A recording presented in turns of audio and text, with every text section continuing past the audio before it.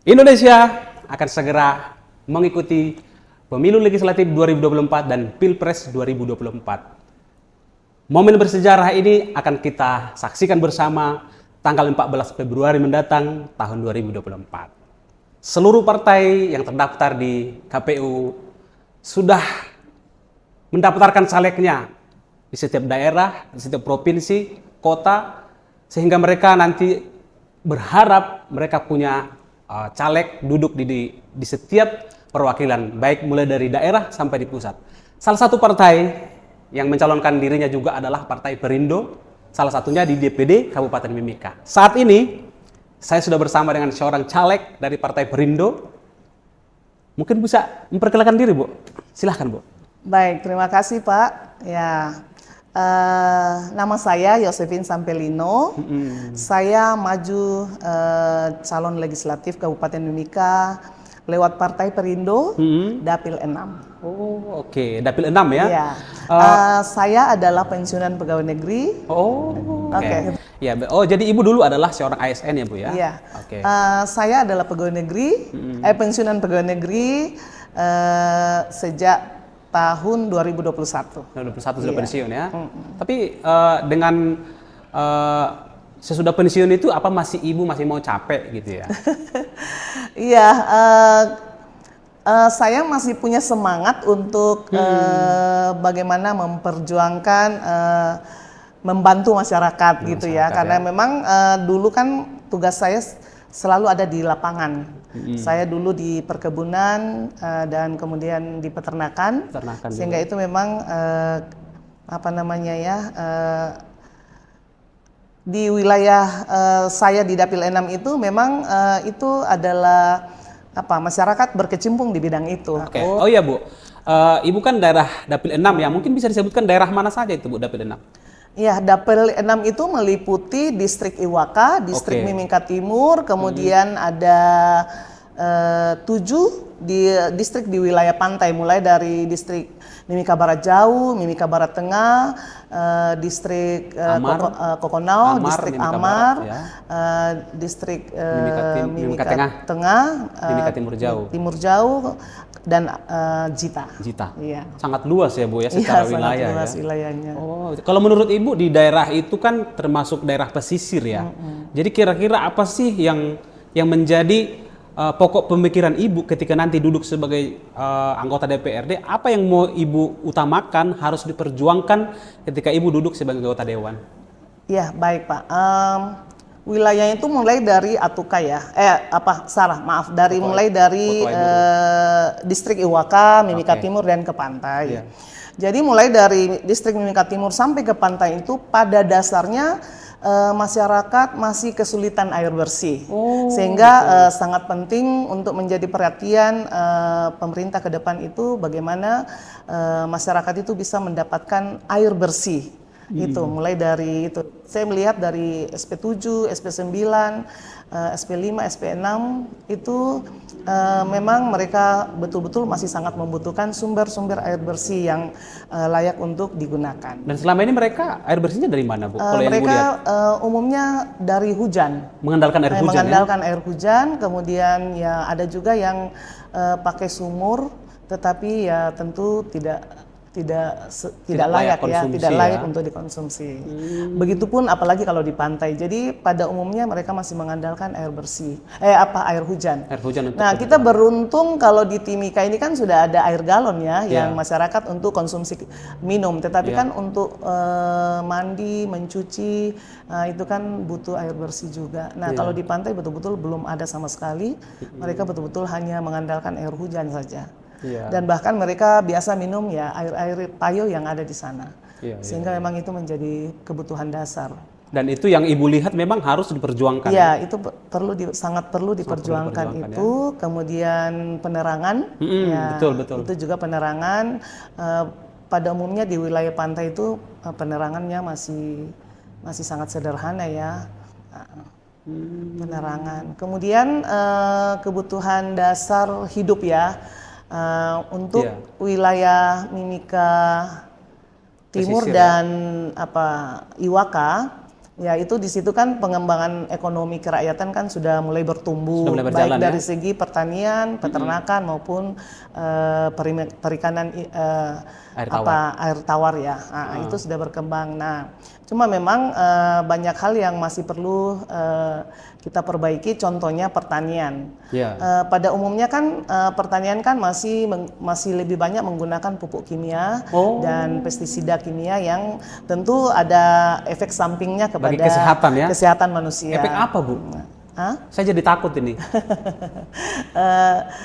Ya, namanya kimia ya, pupuk itu kan kadang-kadang juga mereka pakai berlebih, melebihi itu, sehingga memang sangat penting untuk kita mulai membina petani dengan pertanian organik.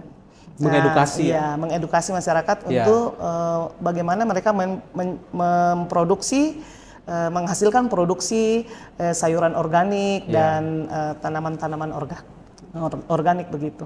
Oke. Karena sekarang kan kotoran ternak juga sudah mulai banyak, ada kotoran ayam, kotoran sapi, kotoran babi juga kalau memang bisa digunakan. Kemudian banyak juga sekarang sudah untuk pupuk-pupuk organik itu dibuat seperti jakaba, jadam, jadi yang bahan bakunya tersedia di lingkungan alam. masyarakat, di alam, sehingga sebenarnya pupuk-pupuk organik itu sudah tidak susah lagi untuk dikembangkan di Kabupaten Mimika. Selain dari itu kan harga pupuk juga mahal. Betul. Sehingga sangat mahal dan mulai langka. Sehingga memang ini mungkin kesempatan bagi petani untuk mulai melirik pupuk-pupuk organik yang lebih ramah lingkungan, kemudian biayanya juga biaya memproduksi pupuknya juga tidak mahal, ya? tidak mahal, kemudian dia lebih sehat bagi kesehatan manusia. Oke. Nah, kemudian tadi Ibu sempat singgung ya soal kebutuhan dasar juga ya. Yang pertama tadi air bersih, ya listrik, terus bagaimana dengan pemberdayaan ekonominya sendiri? Kira-kira gambaran apa sih Bu yang bisa Ibu jelaskan ketika bicara pesisir? Nah, kalau pesisir memang itu tinggal menangkap ikan sebenarnya ya, tetapi kan tetap juga menggunakan sebuah sarana alat tangkap dan juga kalau bisa ada sistem pemasaran yang bagus supaya mereka itu bisa menghasilkan secara kontinu setiap hari ya. Jadi menurut saya itu perlu ada sebuah sistem di mana mungkin ada pihak ketiga atau investor yang bertugas menyediakan bahan bakar, kemudian bengkel untuk memperbaiki mesin-mesin motor-motor ini ya. Mesin itu kalau misalnya ada kerusakan, kemudian dia juga bertugas untuk menampung hasil produksi petani, hasil tangkapan dan memasarkan keluar baik di sekitar Timika maupun keluar Timika. Sehingga memang harus ada sistem itu, sistem pemasaran yang berjalan sehingga untuk memudahkan ini masyarakat. Jadi kadang-kadang kan orang berpikir, sudah berapa banyak Johnson yang dibantu ke masyarakat, tapi kok tidak lama hilang karena memang mereka kesulitan pertama, misalnya busi saja tidak ada, sudah rusak, butuh diperbaiki atau ada bagian dari mesin yang rusak atau ada spare partnya yang perlu dibeli. Nah, memang harus tersedia di situ. Kemudian kalau bisa di situ juga ada tersedia bahan bakar apabila mereka kemudian hasil tangkapannya ada yang tampung gitu. Jadi kalau bisa pihak ketiga atau investor itu bertugas untuk menyediakan itu semua, kemudian menampung hasil tangkapan dari masyarakat dibawa ke sana. Saya kira itu satu hal yang menarik ya Bu ya, karena itu yang seharusnya disediakan pemerintah dan itu sudah ada dalam pemikiran Ibu. Saya pikir itu pemikiran yang luar biasa Bu. Ya terus Bu, ini kan banyak partai ini di Indonesia gitu ya, ada 18 yang secara nasional bersaing nanti nih. Terus banyak juga kan partai besar. Nah, kita tahu Perindo mulai ikut pemilu itu kan tahun 2019. Nah, kenapa Ibu memilih Perindo? Kenapa bukan yang besar-besar gitu? Ya, saya melihat bahwa Partai Perindo ini partai baru, tetapi apa ya, perhatiannya nyata turun ke masyarakat dan terutama itu dia memperjuangkan kesejahteraan rakyat. Pemberdayaan ekonomi ini adalah bagian dari untuk mencapai kesejahteraan rakyat itu. Betul. Iya. Jadi bisa dari hasil-hasil usaha itu bisa akan muncul UMKM yang akan memberikan sumber-sumber penghasilan bagi rakyat sehingga kesejahteraan mereka bisa tercapai. Juga mungkin menjadi penyedia lapangan pekerjaan buat masyarakat ya. Nah, iya, saya pikir kalau semua sistem itu bergerak ya tentu tenaga kerja juga bisa ini. Contohnya pertanian kan di situ kan juga sebenarnya ada tenaga kerja yang betul. bekerja. Nah, jadi memang contohnya kalau di distrik Iwaka ini kan mereka sudah mulai produksi. Cuma kan kadang-kadang produksi masih berlimpah sehingga memang produksi berlimpah tetapi kadang-kadang mengalami kesulitan di pemasaran. Nah, sehingga memang sangat penting bagaimana meningkatkan kualitas sayur itu, kemudian supaya pasarnya itu bisa lebih terbuka. Iya, betul. Tidak perlu lagi ada sayur dari luar, misalnya kalau hanya kacang panjang, terong kan tidak perlu dari luar karena di sini kan sudah berlimpah produksinya. Kecuali seperti wortel kan nggak bisa di sini, bunga kol kan nggak bisa, itu kan harus di daerah-daerah yang tinggi. Terus mungkin kentang juga agak susah. Tetapi sayuran atau buah-buahan yang sudah bisa diproduksi di Timika sebaiknya diproduksi di sini dan kalau bisa dari luar tidak perlu lagi ada masuk. Iya, gitu. Saya setuju Bu, karena disitulah letaknya masyarakat memiliki usaha sendiri dan dipasarkan di daerahnya sendiri, otomatis kan kesejahteraan mereka meningkat Bu ya. Terus bagaimana dengan peternakan Bu? Kalau peternakan juga seperti begitu. Kita bersyukur sekarang sudah swasembada telur ya, sudah terjadi swasembada telur karena memang sangat penting itu ada swasembada produksi pangan di setiap wilayah supaya setiap wilayah itu tidak tergantung dengan wilayah lainnya. Contohnya kalau kita sudah bisa produksi telur, selain pemberdayaan ekonomi kerakyatan bisa bertumbuh. Kualitas telur juga lebih bagus. Bayangkan kalau telur datang dari Surabaya, di perjalanan saja pasti sudah mulai rusak. Kalau kita lihat dulu ya, zaman telur belum ada produksi di Timika. Kalau kita beli satu rak itu tentu ada berapa persen yang rusak tuh? Iya. Goyang. Pertama sudah ada titik-titik hitam di situ. Pasti kan itu kan pasti bakteri bakteri. Kemudian putih telur itu harusnya kan kental ya. Tapi kalau sudah jadi air, kayak air itu kan berarti itu rusak ya. Sangat beda kalau misalnya telur yang masih baru, fresh ya. Sangat masih padat, membungkus kuning telur sehingga itu memang sangat bagus dan sangat sehat. Jadi dengan adanya swasembada telur itu tentu kebutuhan rakyat yang berkualitas juga tersedia seperti gitu. Nah, untuk pertanian sayuran memang sangat penting kita juga meningkatkan kualitas dengan cara seperti tadi. Kita bagaimana membina pertanian organik sehingga kalau produksi dari pertanian organik ini kan bisa kemana saja bisa. Semua baik perusahaan mau apa itu kan semuanya akan menerima itu karena itu lebih aman sehat, lebih aman. Jadi pemasarannya pasti lebih luas apabila kualitasnya di itu. Nah, ini sangat penting untuk disosialisasikan kepada masyarakat supaya kehidupan masyarakat itu yang mengkonsumsi sayuran itu juga dari segi kesehatan itu terjamin gitu. Jadi ini sebuah sistem ya yang memproduksi sehat kantongnya, yang memakan juga sehat lambungnya, tidak terpengaruh dengan zat-zat kimia lagi gitu ya Bu ya. Ya terus Bu, ini kan saya kembali lagi ke partai Ibu sendiri bahwa Partai Perindo ini kan sebuah partai yang menurut Ibu tadi lebih merakyat begitu. Nah, terus ketika nanti Ibu duduk sebagai anggota dewan mewakili Dapil 6, kira-kira langkah-langkah apa lagi yang mau Ibu lakukan nanti supaya apa yang Ibu bayangkan tadi itu bisa terjadi? Iya, jadi yang sangat penting itu kita sebagai misalnya anggaplah ini saya sudah masuk Ya, anggaplah duduk nih Bu. Kita memang sebagai anggota DPR ya sebagai wakil rakyat, supaya kita bisa mewakili rakyat kita harus turun ke sana. Betul, saya Jadi setuju. kita akan duduk, makanya saya kan buat tim di setiap wilayah. Oh, Jadi orang-orang yang berpengaruh di situ kita buat tim supaya karena mereka lebih tahu kondisi di wilayah itu. betul, Nah, setuju. ke depan kita akan duduk dengan mereka. Kira-kira program apa saja yang sangat dibutuhkan di wilayah di setiap wilayah. Karena yang beda-beda mereka ya? program-program apa yang mereka sangat butuhkan gitu. Iya.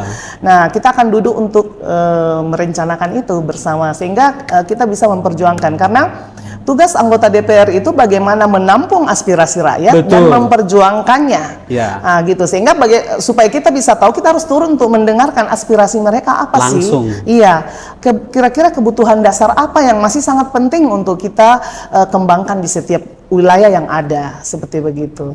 Kemudian kita kita perjuangkan. Ya. Iya, kita perjuangkan dan kita turunkan ke sana apa yang kita sudah perjuangkan tadi. Seperti gitu. Memang itu yang sangat penting kita lakukan saat ini. Bagaimana kita berada di sana supaya kita bisa betul-betul menjadi wakil rakyat, Betul. mewakili mereka. Jangan mengaku wakil rakyat, tapi tidak pernah turun ke masyarakat. Iya. Itu omong kosong namanya. Jadi itu memang ya kalau misalnya saya nanti terpilih, saya memang sudah ada tim-tim di setiap wilayah itu. Iya. Dan mereka yang tahu apa. Mereka pasti itu karena Prioritas utama tim mereka apa? ini Iya. yang menentukan maju tidaknya wilayahnya dia itu tergantung dari apa yang mereka perjuangkan gitu ya. Betul. Untuk mereka lebih dekat dengan rakyat gitu ya. Boleh juga kita kumpul dengan rakyat, tetapi kan untuk itu pasti tim-tim ini yang mereka sudah tahu kondisi di lapangan. Nah, itu mereka oh iya, dari segi pengembangan ekonomi ini masyarakat butuh ini, butuh ini, butuh ini. Dari segi pendidikan. Iya. Oh iya, masih butuh apa sarana pendidikan yang perlu disediakan. Kesehatan. Dari segi kesehatan apa, dari segi Infrastruktur. kesehatan ibu dan anak, Ya, dari betul. segi infrastruktur, dari segi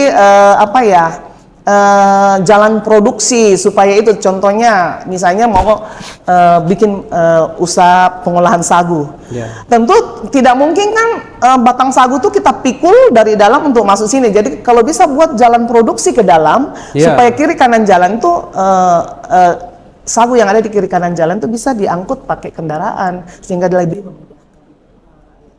Itu banyak hal yang perlu dilakukan sebenarnya untuk pengembangan ekonomi Pengembangan kita. daerah di Dapil 6 sendiri Bu Iya. ya. Ya Bu, satu lagi yang masih ada di pikiran saya bahwa ini kan sagu ini sangat melimpah nih Iya. di daerah pesisir sana. Bukan hanya daerah pesisir, daerah SP6 ke sana itu kan Iwaka sampai ke Miyoko semua itu kan hutan sagu yang masih sangat produktif gitu. Kira-kira dalam pemikiran Ibu selain memenuhi kebutuhan dasar mereka, kira-kira apa sih yang bisa dijadikan sagu ini Bu? Jadi penting itu kita kan produksi tepungnya dulu ya. Betul. Bagaimana kita memproduksi tepungnya. Tepungnya itu kan akan menjadi olahan yang sangat banyak macamnya kalau misalnya sudah tersedia tepungnya. Betul. Sehingga pemasarannya juga lebih mudah. Jadi masyarakat yang pemilik hutan-hutan sagu kan bisa lebih berdaya seperti begitu kalau itu diolah karena memang itu kebutuhan dasar. Selain untuk makanan sehari-hari juga bisa diolah menjadi makanan yang olahan lain gitu olahan lain sehingga bisa lebih meningkatkan nilai sagu itu sendiri. lebih pemasarannya itu bisa lebih berkembang. Dan bahkan itu juga sagu bisa diekspor loh kalau misalnya itu. Sehingga memang itu sangat penting ke depan. Karena sampai sekarang kan masyarakat lokal kan belum punya penghasilan yang tetap ya. Dari sagu. Di satu sisi kan sumber daya alamnya melimpah. Betul. Sehingga ya bagaimana mengolah sumber daya alam ini yang melimpah ini sehingga bisa menjadi kesejahteraan bagi mereka. Meningkat. Ya, semakin meningkatkan kesejahteraan terutama masyarakat lokal yang masih harus perlu ditingkatkan. Bu. Juga ini Pak. Silakan. Pemuda-pemuda ya. Iya. Anak-anak muda itu kan banyak yang saya melihat itu mereka itu bisa untuk atlet. Nah, ini olahraga gitu ya. Iya, olahraga. Jadi memang itu sarana-sarana di tingkat distrik itu juga perlu disediakan untuk Betul. bagaimana menciptakan Atlet-atlet ya. iya, atlet calon-calon itu ke depan seperti gitu. Jadi memang itu juga perlu menjadi perhatian. Seperti di SPN 6 itu mereka senang olahraga ternyata anak-anak mudanya. Nah itu. Jadi kemudian kalau di masyarakat lokal kan budaya apa ya? Tarian. Itu, iya, tarian dan segala macam itu juga perlu dikembangkan, menjadi sesuatu yang lebih baik ke depan. Lebih baik ya, misalnya diperkenalkan keluar gitu ya, supaya menjadi juga daya tarik. Kemudian nanti Mimika akan dikenal lewat juga budayanya. Memang sudah ada sih. Sudah ada ya. Masih ada Masih banyak yang hal ada di ya. kampung-kampung itu kan yang belum. Mungkin kalau yang sudah di kota oke, mantap ya. Iya. Tetapi kalau di sekitar itu dan banyak apa ya? Ini orang Kamoro punya itu tuh belum terlalu terekspos keluar Budayanya. budayanya itu. Budayanya sangat bagus tetapi belum itu. Oke, iya. Jadi tadi Ibu sudah sampaikan banyak hal ya, dan itu sangat menarik ya. Menjadi seorang caleg itu memang sudah punya pemikiran itu 5 tahun ke depan. Iya. Iya, 5 tahun ke depan loh ini gitu ya. Nah, ini kan tanggal 14 ini masyarakat akan menentukan pilihan. Iya. Nah, kalau saya tanya begini, Bu, kenapa katakanlah saya ini sebagai pemilih di Dapil 6 gitu ya. Kenapa saya harus memilih Ibu gitu? Kenapa nggak saya pilih yang lain saja? Apa sih kelebihan Ibu gitu kan? Iya, karena saya siap mendampingi masyarakat selama 5 tahun ke depan. Luar biasa. Saya siap mendampingi dan itu yang sangat mereka butuhkan. Betul. Bagaimana bisa hidup dengan mereka, merencanakan apa sih kebutuhan dasar mereka dan kita perjuangkan gitu. Jadi ya kalau mau ada pendamping, karena gini, saya kan kebutuhan mereka tuh seperti pertanian, peternakan itu kan adalah pekerjaan saya ya. Keahlian Ibu ya. Iya, jadi dari segi merencanakan apa yang mereka butuhkan, saya pikir sudah tidak susah lah. Ini orangnya gitu ya. Jadi kalau mau Ayo gitu ya. saya bisa dampingi dan itu ya, ayo pilih saya. Ya. Oke, ini kan tanggal 14 Februari ini tidak lama lagi, Bu. Apa yang mau Ibu sampaikan kepada pemilihnya Ibu yang ada di Dapil 6? Ya, saya mau sampaikan kepada Bapak Ibu semua, terutama sahabat-sahabat Josephine di Dapil 6. Ya. Jangan lupa pergi ke TPS pada tanggal 14 Februari 2024 nanti untuk mengikuti pemilihan calon legislatif Kabupaten Mimika. Karena suara Bapak Ibu sangat berharga.